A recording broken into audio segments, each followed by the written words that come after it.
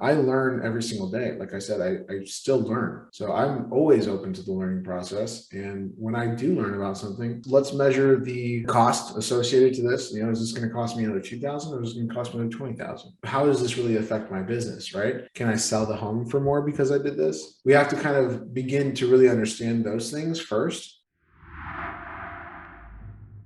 How do you balance building more homes versus studying building science and building better homes? There has to be some sort of give and take. You have to decide at every stage what you're going to do better. For instance, on the East Coast, it's very common to use zip sheeting, where they're using plywood with these layered on weather protections and the taping of the joints and all those things, which all has this amazing reasons for using it. And it's all great. But in California, at least Southern California, it is not used that often. We're still using plywood and things of that nature, and we're using Tyvek paper, house wrap, and that's it.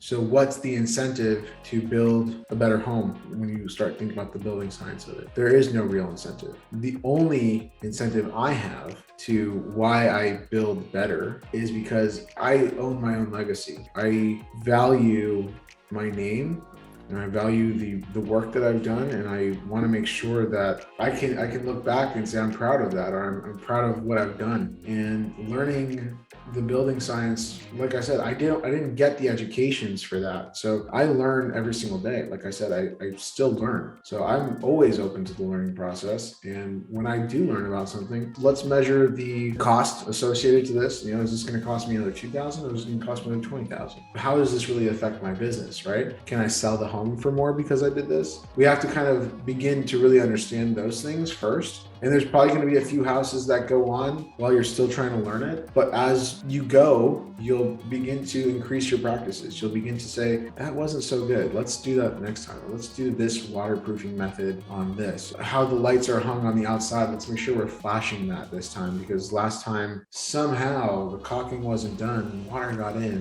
Stupid things that kind of you experience, you have to go through.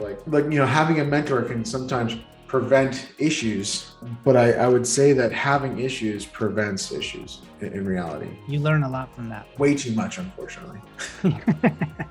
Those are the best learning lessons, yeah. But expensive.